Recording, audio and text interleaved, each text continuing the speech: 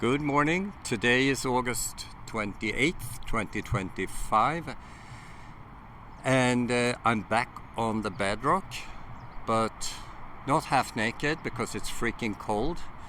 And the sun is now, it was gone for a while, but as you can see,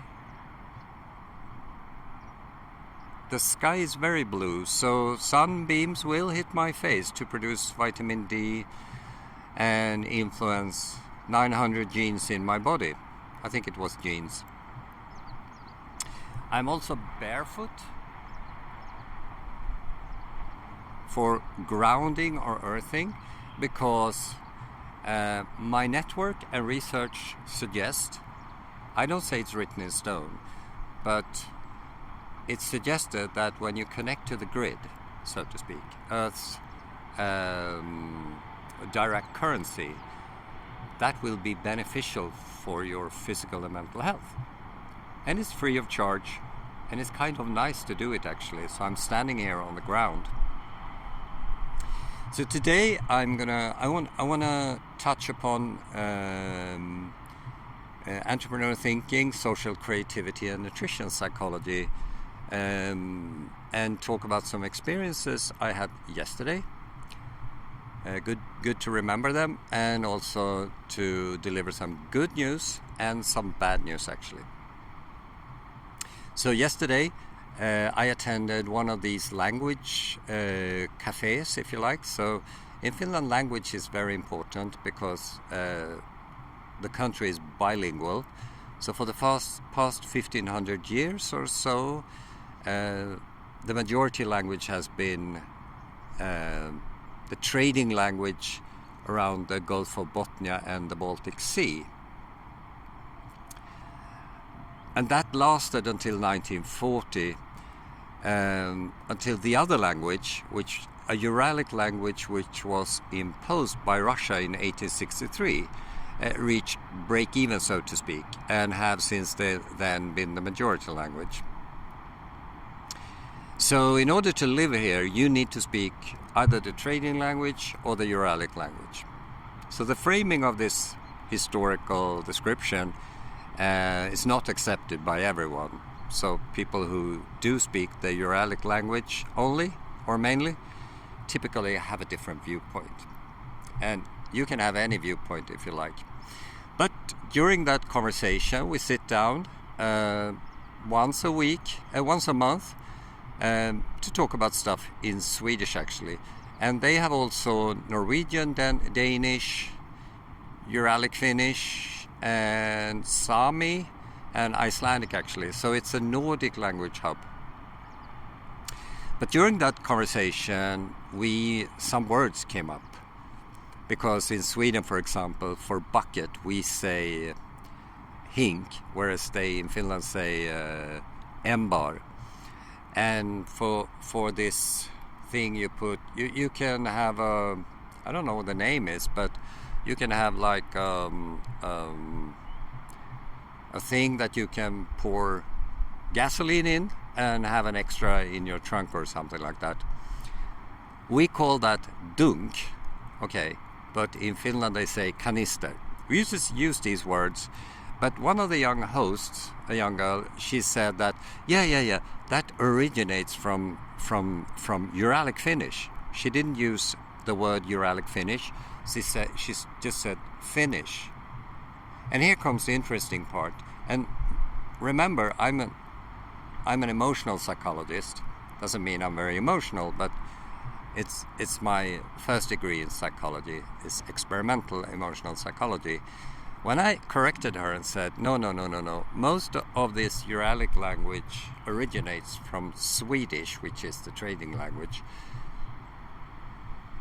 I could see that the cortisol was rising rapidly in her body. She got aggravated by that.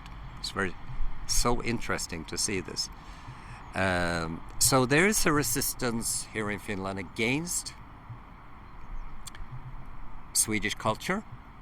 Absolutely, and it goes back to history. I can talk about that in another video actually.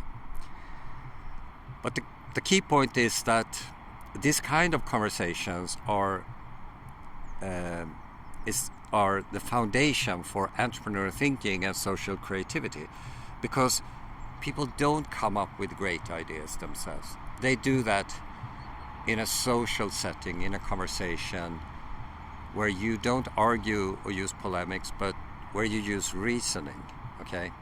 Talk without winning. And this afternoon at 4 o'clock, local Finnish time, we will have a culture cafe actually, which we have every week. We do exactly that, which is great, of course. So jumping forward, and the sun is now really strong. This is fantastic. I need to do this. I see nothing here. Robert F. Kennedy yesterday announced that the education, the works program for physicians, these are the people we call medical doctors also, but doctor means teachers, so it's and they do basically physiology, so it's a physician. They will now for the first time have to study nutrition during their education. This is just fantastic. So what's the negative news then? Well,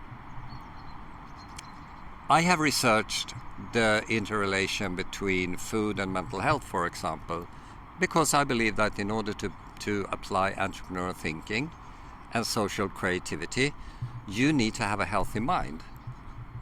And according to my conclusions, and most prominent researchers in my network claim that animal source food is crucial for that to happen. So here's the bad news. In Finland, the Institute for Welfare and Health and some nutrition people at my former employer, the University of Helsingfors, claim that that kind of food is dangerous for you. So what is the consequence? I have a 13-point list which I will post in the comment, which starts with 2020.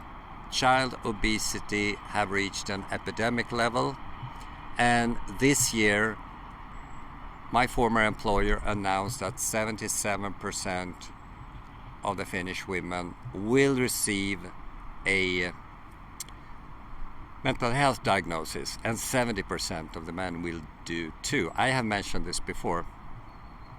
Alzheimer is soaring. They actually have the highest rate in the world, and it's twice as high as Sweden.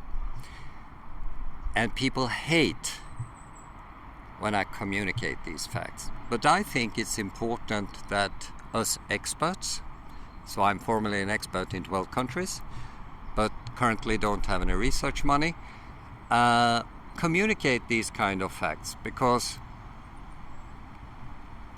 health is so important. And feel free to comment on this, and don't bother to write condescending comments about me, because I actually do not care.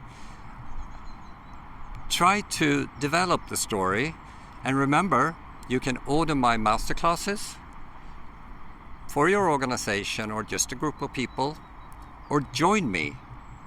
Join my coaching, mimic my lifestyle to improve your health. It's not free of charge, but historically, people say it's worth the money. So, see you next time.